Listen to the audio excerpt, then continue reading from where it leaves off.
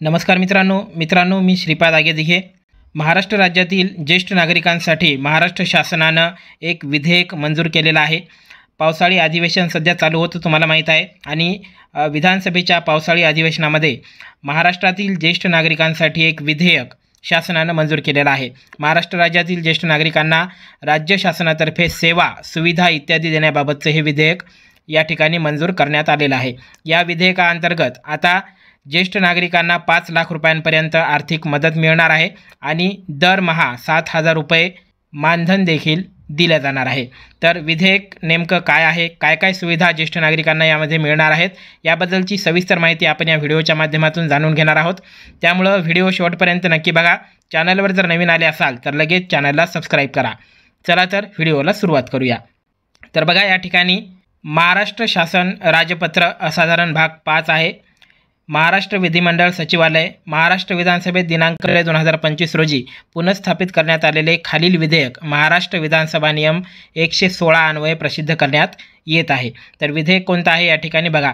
महाराष्ट्र राज्यातील ज्येष्ठ नागरिकांना राज्य शासनातर्फे सेवा सुविधा इत्यादी देण्याबाबत विधेयक 2025 एक आहे। या विधेयकास महाराष्ट्र राज्यातील ज्येष्ठ नागरिक म्हणजेच सेवा सुविधा इत्यादी देण्याबाबत अधिनियम 2025 असे म्हणावे। तो तात्काळ अंमलात येईल, म्हणजे हे विधेयक तात्काळ अंमलात येणार आहे। त्यानंतर याची व्याख्या या ठिकाणी देण्यात आलेली आहे बघा। इतर काही असले तरी ज्येष्ठ नागरिक म्हणजे काय, तर ज्येष्ठ नागरिक म्हणजे काय याची व्याख्या या ठिकाणी देण्यात आलेली आहे। ज्या ज्येष्ठ नागरिकांचं म्हणजे त्यामध्ये पुरुष असोत अथवा महिला असोत ज्यांचं वय 65 वर्षे किंवा त्यापेक्षा अधिक आहे अशा पुरुष किंवा महिलांना ज्येष्ठ नागरिक असं म्हटलं जाईल, असं या ठिकाणी त्यांनी व्याख्या दिलेली आहे। शासनानं ज्येष्ठ नागरिकाची व्याख्या दिलेली आहे। तुमचं वय जर 65 वर्ष असेल किंवा त्यापेक्षा जास्त असेल तर तुम्ही ज्येष्ठ नागरिक या वर्गामध्ये बसता। त्यानंतर राज्यातील ज्येष्ठ नागरिकांसाठी राज्य शासन खालील सोयी सुविधा त्वरित उपलब्ध करून देणार आहे। बघा खालील सोयी सुविधा या ठिकाणी राज्य शासन हे ज्येष्ठ नागरिकांसाठी उपलब्ध करून देणार आहे, ते देखील त्वरित। या ठिकाणी बघा आता सोयी सुविधा काय आहेत आपण या ठिकाणी बघून घेऊ। एक आहे ज्येष्ठ नागरिकांना आर्थिक सहाय्य म्हणून दरमहा 7,000 रुपये मानधन दिलं जाणार आहे। या विधेयकाद्वारे ही सुविधा मंजूर करण्यात आलेली आहे।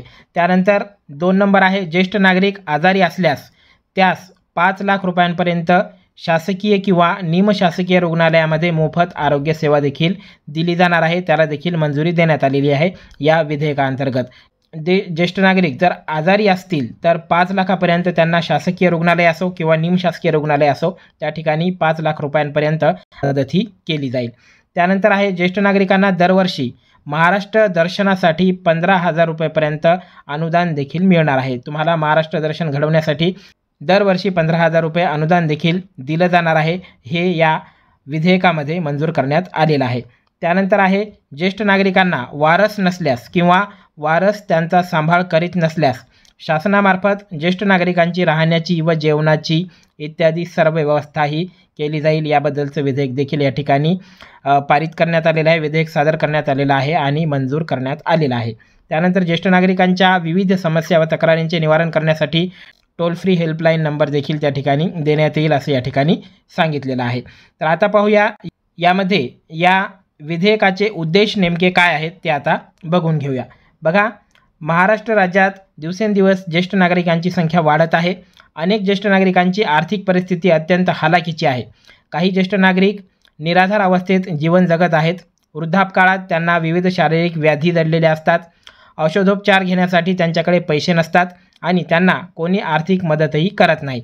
अशा परिस्थितीमध्ये 70 वर्षावरील वृद्धांसाठी केंद्र शासनाने प्रधानमंत्री आयुष्मान वय वंदना योजना, रेल्वेतर्फे 60 व त्यावरील वर्ष वय असलेल्या महिलांना रेल्वे तिकिटामध्ये 50% आणि 65 व त्यावरील वय असलेल्या पुरुष प्रवाशांना 50% तिकिटामध्ये सवलत दिलेली आहे। राज्य परिवहन मंडळाने देखील ज्येष्ठ महिला व पुरुषांना तिकिटामध्ये 50% सवलत दिलेली आहे। ज्येष्ठ नागरिकांच्या वयाची अट वेगवेगळ्या योजनांसाठी वेगवेगळी आहे।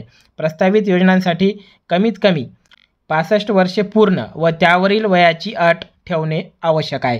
म्हणजे प्रस्तावित जी योजना आहे या योजनेसाठी कमीत कमी 65 वर्ष पूर्ण पाहिजेत आणि त्यावरचं वय असलं पाहिजे, म्हणजे या वयाचे ज्येष्ठ नागरिक या ठिकाणी या योजनेसाठी पात्र असणार आहेत। केंद्र व राज्य शासनाने ज्येष्ठ नागरिकांसाठी आखलेल्या योजना अपुऱ्या आहेत. त्यामुळे शासनानं ज्येष्ठ नागरिकांना अधिक सोयी सवलती देण्यासाठी कायदेशीर तरतूद करणे हा विधेयकाचा मुख्य हेतू आहे. म्हणून हे विधेयक प्रस्तावित करण्यात आलेलं आहे. आता यामध्ये वित्तीय ज्ञापन काय आहे ते आता बघून घेऊया. बघा, आता यामध्ये ज्येष्ठ नागरिकांना काय काय सुविधा मिळणार आहेत ते सांगितलेलं आहे. तर या ठिकाणी बघा, विधेयकाच्या खंड 3 अन्वये वयाची 65 वर्षे पूर्ण करणाऱ्या राज्यातील ज्येष्ठ नागरिकांना मानधनापोटी दर महिन्याला 7,000 रुपये आर्थिक सहाय्य मिळेल. 5 लाख रुपयांपर्यंत शासकीय किंवा निमशासकीय रुग्णालयामध्ये मोफत आरोग्य सेवा दिली जाईल. दरवर्षी महाराष्ट्र दर्शनासाठी 15,000 रुपयांपर्यंत अनुदान. तसेच ज्या ज्येष्ठ नागरिकांना वारस नसेल किंवा वारस त्यांचा सांभाळ करत नसेल तर शासनामार्फत ज्येष्ठ नागरिकांची राहण्याची व जेवणाची तरतूद करण्यात आलेली असून त्यानुसार पात्र ज्येष्ठ नागरिकांना उपलब्ध करून द्यावयाच्या सोयीसुविधांसाठी राज्याच्या एकत्रित निधीतून आवर्ती खर्च होण्याची शक्यता आहे. तर अशा प्रकारच्या या ठिकाणी ह्या सुविधा देण्यात आलेल्या आहेत. तुमचं ज्येष्ठ नागरिकाचं वय जर 65 वर्षे व त्यापेक्षा जास्त असेल तर तुम्हाला दर महिन्याला मानधनापोटी 7,000 रुपये दिले जातील.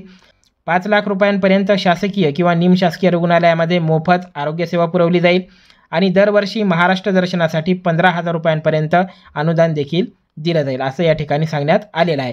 सध्या स्थितीमध्ये या अधिनियमाच्या अधिनियमिततेवरील खर्च नमूद करणे शक्य नाही, कारण अजून नेमकंच हे विधेयक पारित झालेलं आहे, नेमकंच हे विधेयक मंजूर करण्यात आलेलं आहे आणि या विधेयकाअंतर्गत ज्येष्ठ नागरिकांना ज्या सोयी सुविधा दिल्या जाणार आहेत त्यासाठी अजून अर्ज देखील सुरू झालेले नाहीत. ज्यावेळी फॉर्म सुरू होतील, GR निघेल आणि ज्येष्ठ नागरिक या सोयीसुविधांसाठी जेव्हा फॉर्म भरतील त्यानंतर ही जी संख्या आहे ही संख्या या ठिकाणी शासनाच्या लक्षात येणार आहे आणि त्यानंतर शासन या ठिकाणी त्यांच्यासाठी खर्च हा नमूद करणार आहे. तर अशा प्रकारचं हे विधेयक शासनानं मंजूर केलेलं आहे. पावसाळी अधिवेशनामध्ये हे विधेयक शासनानं ज्येष्ठ नागरिकांसाठी मंजूर केलेलं आहे. ज्येष्ठ नागरिकांच्या दृष्टीनं अत्यंत महत्त्वाचं असणारं हे विधेयक आहे. लवकरच या विधेयकाअंतर्गत ज्येष्ठ नागरिकांसाठी ऑनलाईन फॉर्म देखील सुरू होतील. या योजनेअंतर्गत जसे फॉर्म सुरू होतील त्यानुसार आपण आपल्या चॅनलवरती व्हिडिओच्या माध्यमातून फॉर्म कसा भरावा किंवा इतर माहिती जी काही येईल ती माहिती आपण देणार आहोत. त्यामुळं आपल्या चॅनलला आता सबस्क्राईब करून ठेवा. दिलेली माहिती आवडली असेल तर व्हिडिओला लाईक करा आणि आपल्या चॅनलला सबस्क्राईब करायला विसरू नका. धन्यवाद.